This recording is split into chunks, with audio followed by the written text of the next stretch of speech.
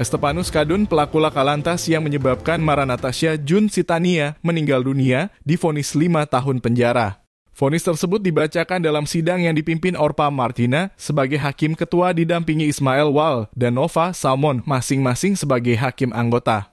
Sidang berlangsung di ruang Tirta Pengadilan Negeri Ambon dan dihadiri kuasa hukum terdakwa Selasa 9 Januari 2024.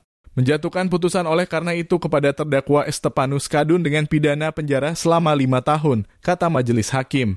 Majelis hakim juga menyatakan terdakwa telah terbukti secara sah dan meyakinkan bersalah melanggar pasal 310 ayat 4 UU No 22 tahun 2009. Usai mendengarkan vonis hakim, terdakwa Estepanus Kadun yang didampingi kuasa hukum Dino Hulislan menyatakan menerima vonis hakim. Sementara JPU juga menyatakan menerima vonis tersebut. Diberitakan sebelumnya, kecelakaan lalu lintas terjadi di Jalan Sultan Babulah, Kecamatan Nusaniwe, Kota Ambon, Senin 17 Juli 2023 lalu. Kejadian berlangsung sekitar pukul 08.10 waktu Indonesia Timur. Kendaraan roda 4 dengan nopol DE 1729MU yang merupakan angkutan kota, dalam kurung angkot, trayek bentas melaju di ruas Jalan Sultan Babuleh. Kemudian menabrak kendaraan roda 2 dengan nopol DE 4736NS yang dikendarai Maranatasha Jun Sitania.